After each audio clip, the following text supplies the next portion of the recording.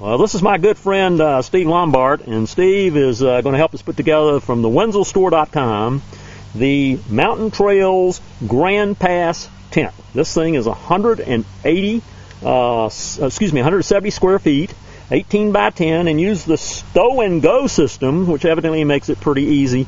And Steve here is a Boy Scout. So Steve, I'm going to switch the camera down here and let you start going, buddy.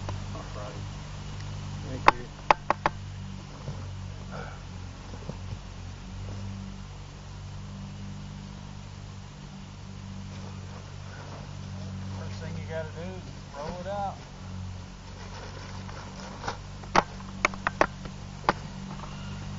This will be the fly for later.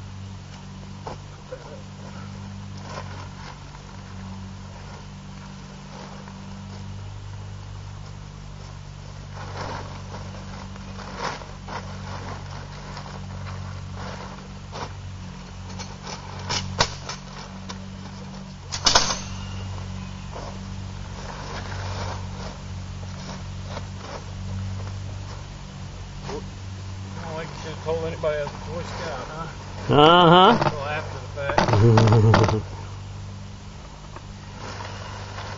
Folks, you can see this is a good sized tent. 18 by 10. This is easy for a family of 4, especially with small children, 2 small children, to live in. 5 poles are all connected. Well, they're all independent, but they're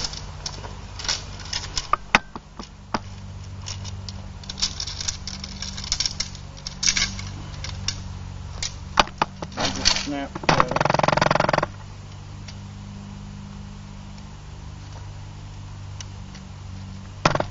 Too long. There's 5 different lengths.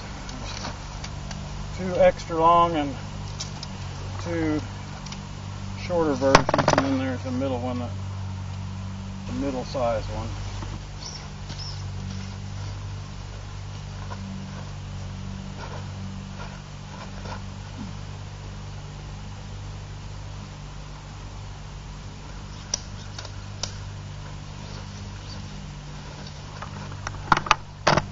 Yes, this is about the same size tent I would suggest that you have in the back of your car or your vehicle at all times, so that you can have it there when you need it. I mean, these people from Katrina and now recently Hurricane Isaac, if they had had this with them, they could have camped out like this and wouldn't have to worry about trying to find places to stay with relatives or anything like that, or go to shelter. Each one of those goes at the right place, at the right deal, and goes across.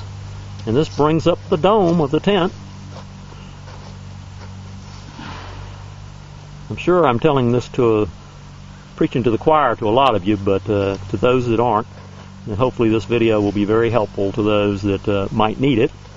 And we certainly are pleased that the Wenzel Tent Company is working with us. Now, do you need me yet? I believe so. All right.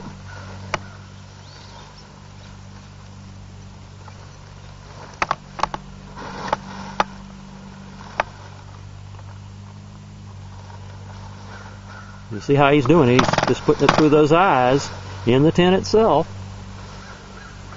And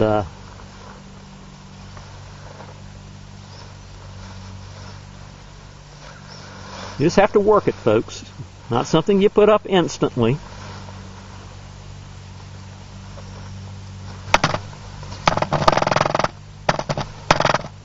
There's your door. If you can't get through that door, something's wrong with you. Go on the ends that create the end part of the tent. Again, they snap just like the others do. Just find this little pocket right here and slide it all the way through to the other end.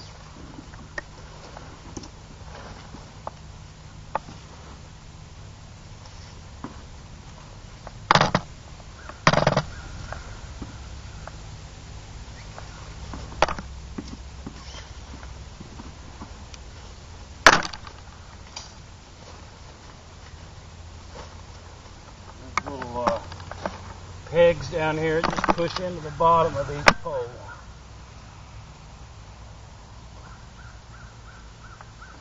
Whoops.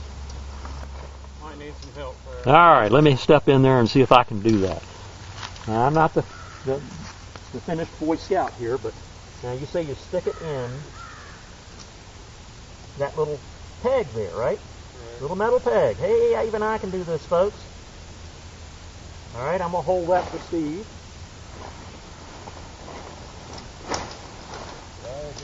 You okay? Yeah, I'm fine. I'm still in. Alright.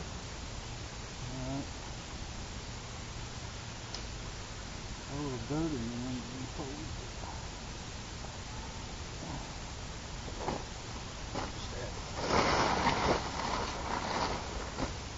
All right. Okay, there's one in. All right.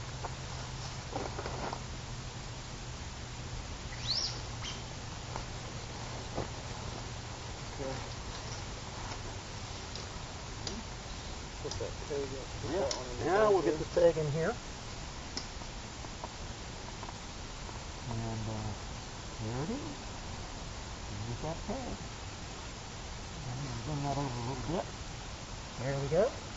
Folks, I want to tell you, Steve's got in his hand the most important thing in the world when you put the tent up, those stakes. Because you will hit winds. And I will tell you in the past that dumb me did not put those stakes in the ground, and a 55-mile-an-hour wind came up and blew the tent like you wouldn't believe. Steve's got the fly now. That goes over the top of the tent. That keeps out a lot of your, I guess, your wetness, right?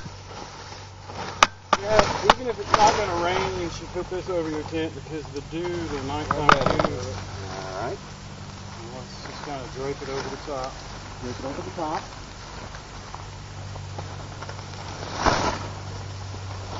Oh, how well that's going to work.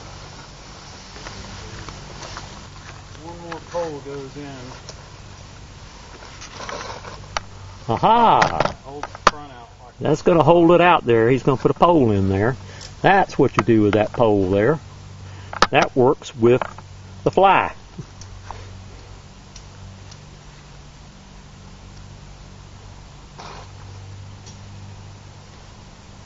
And on this side, we're going to have a problem getting the car out here into the woods.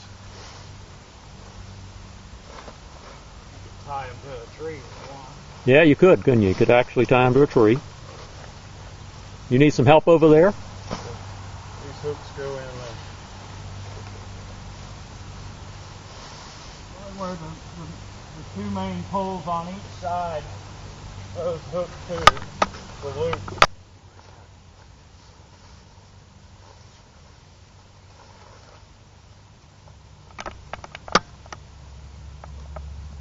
Take these up in there, the first poles. Get inside there nice. Folks, there is the tent. There's 170 square feet of living space.